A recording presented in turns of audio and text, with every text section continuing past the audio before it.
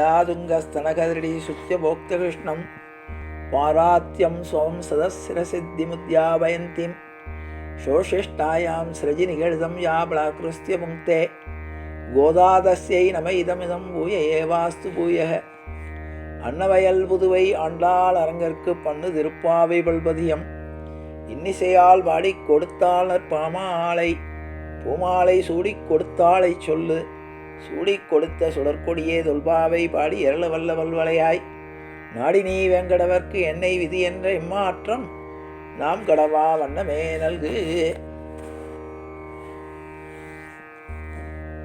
இந்த தினம் 4வது நாள்.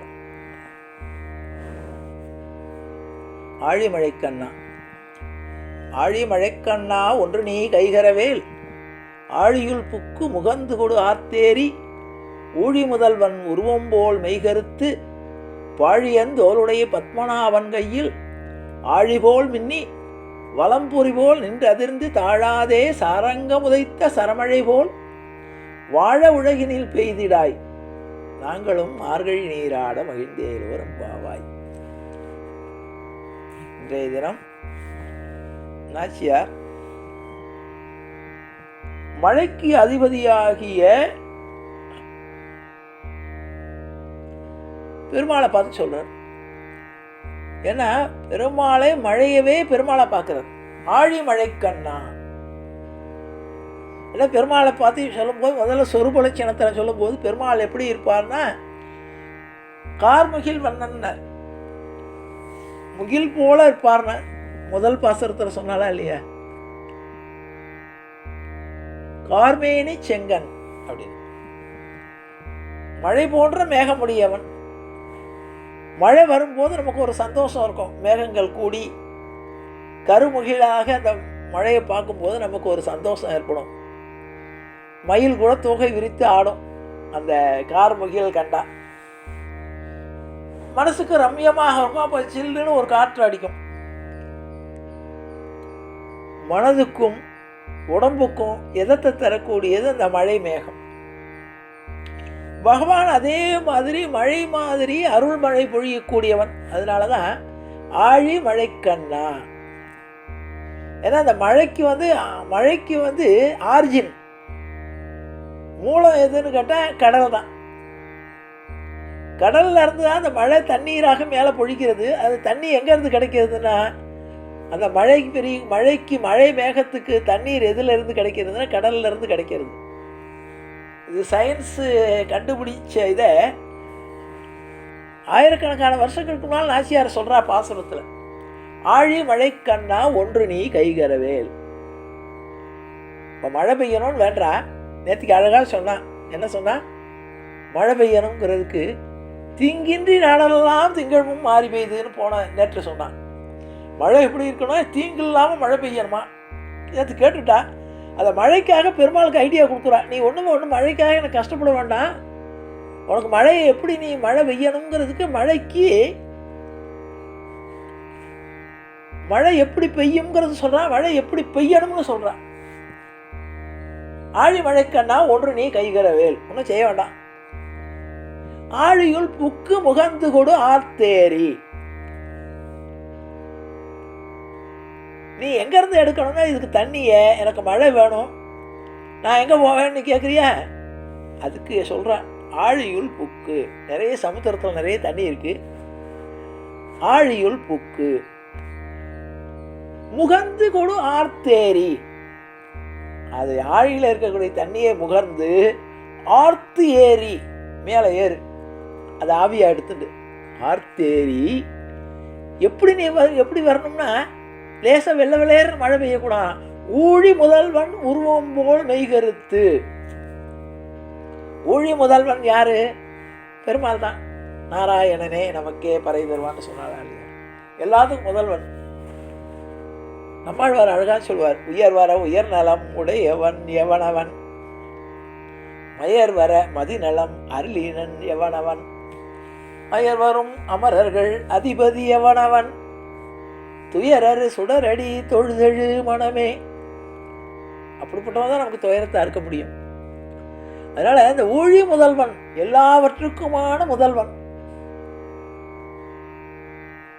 எல்லா காலங்களுக்கும் முதல்வன்.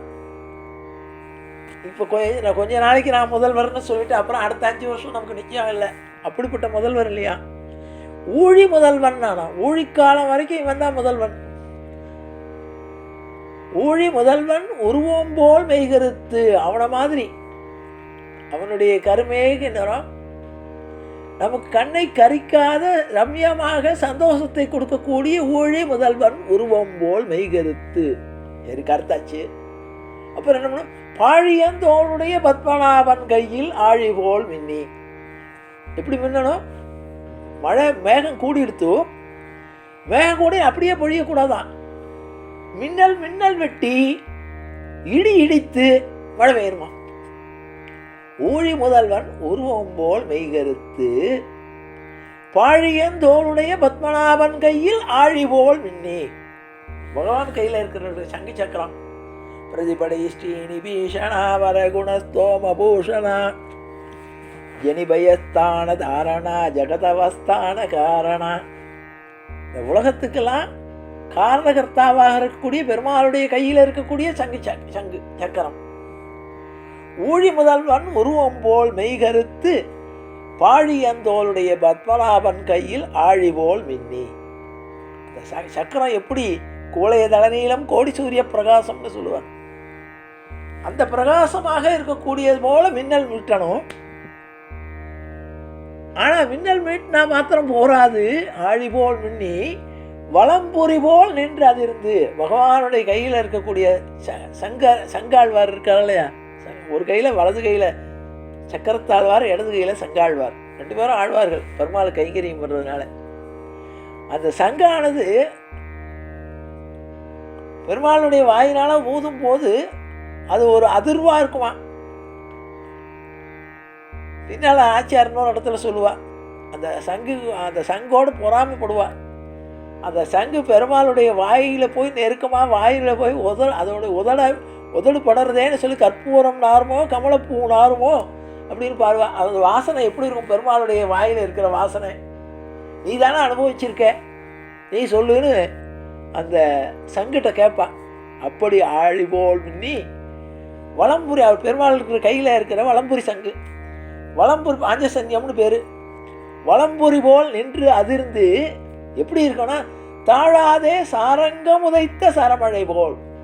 பெருமாள் கையிலேருந்து அம்பு புறப்பட்டதுன்னா தாழாதே சாரங்கம் உதைத்த சரமழை போல், ஒரே கேப் இல்லாமல் மழை பெய்யணுமா. தாழாதே சாரங்கம் உதைத்த சரமழை போல்.